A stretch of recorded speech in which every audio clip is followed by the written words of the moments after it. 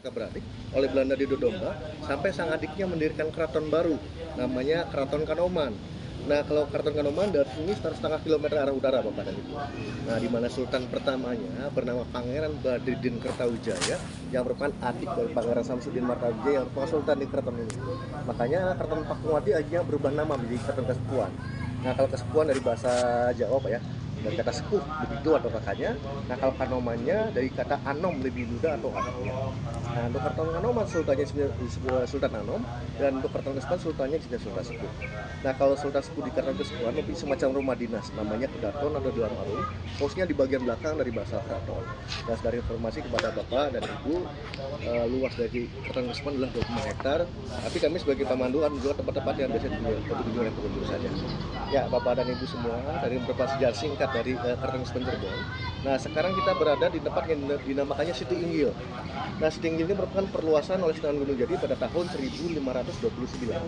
Nah, nanti 2029 tepat 500 tahun Bapak dan Ibu.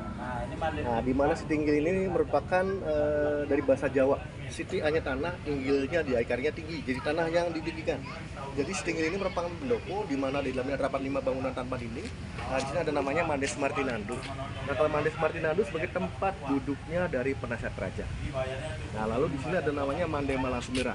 Di sini sebagai tempat duduk raja, permaisuri dan keluarganya. Lalu di sampingnya ada namanya Mande Pandawa V sebagai tempat duduk dari panglima perang. Nah, kalau di sini namanya Mande Karsman, biasanya dipentaskan gamelan, ya, namanya gamelan sekaten. Biasanya dibunyikan pada saat Idul Fitri dan Idul Adha, biasanya menyambut Sultan salah satu di Masjid Agung Citarasa, dan masih dilaksanakan sampai sekarang. Nah, kalau di tempat Bapak dan Ibu semua duduk, di sini namanya Mande Palinggihan sebagai tempat duduk dari para hakim dan jaksa. Nah, jadi bisa dikatakan Bapak dan Ibu, Siti Inggil ini merupakan pendopo di mana raja, permaisuri, keluarga dan pendampingnya tersebut melihat acaranya di sini, dan acaranya sebenarnya di depan di alun-alun, namanya alun-alun Sakabuana. Cuman jarak pandangnya agak sedikit jauh Bapak dan Ibu.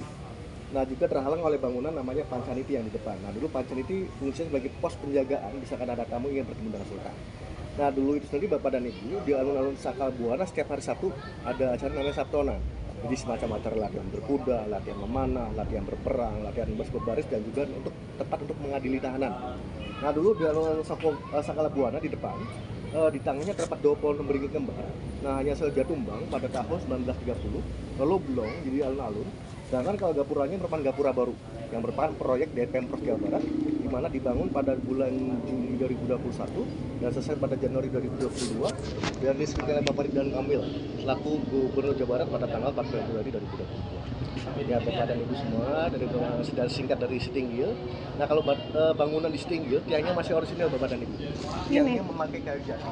Cuman sayangnya di vernis Bapak dan Ibu, jadi tekstur hasilnya tertutup oleh vernis. Nah, ini kan sifatnya daun atau bongkar pasang. Jadi kayu jati tersebut sebelum dibuat tiang pintu jendela, jadi kayu jati tersebut direndam dalam kolam selama berbulan-bulan. Tekniknya sebenarnya bacem, seperti tahan lama dan nahan raya.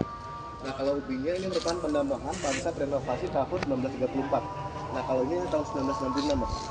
Ya, tahun 1966. Kalau yang ubinya di sananya tahun 1934, masih zaman penjajahan Belanda.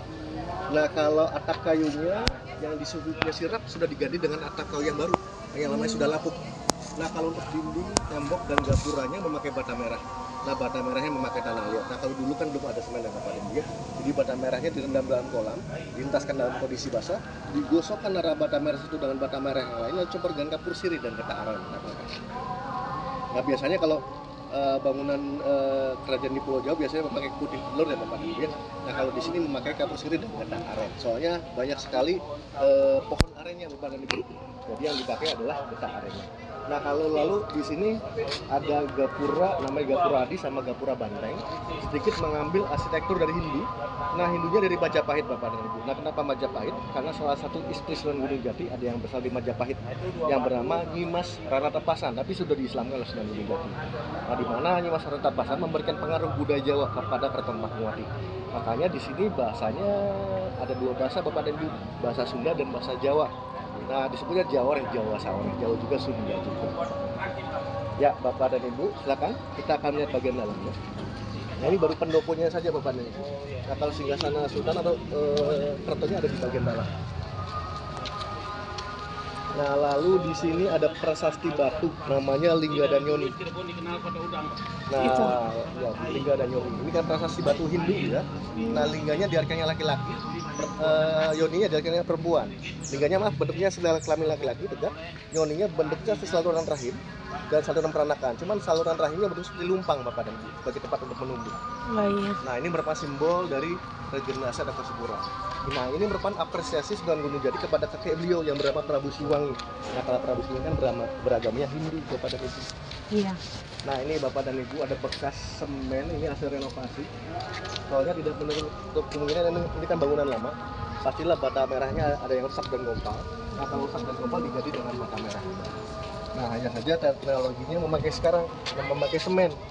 Nah, dulu mungkin sederhana, tapi belum tentu bisa diterapkan di masa sekarang.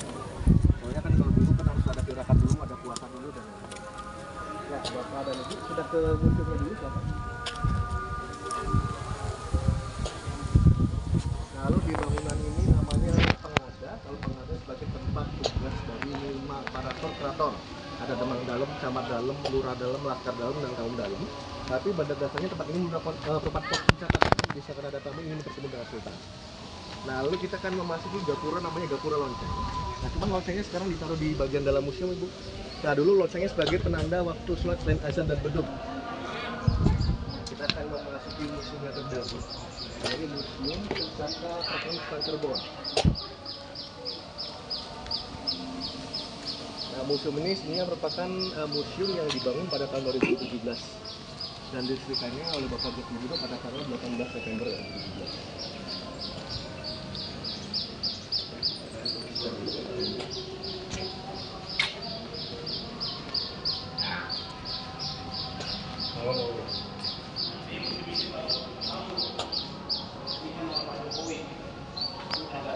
Bapak Ibu tadi saya mau sobek dulu.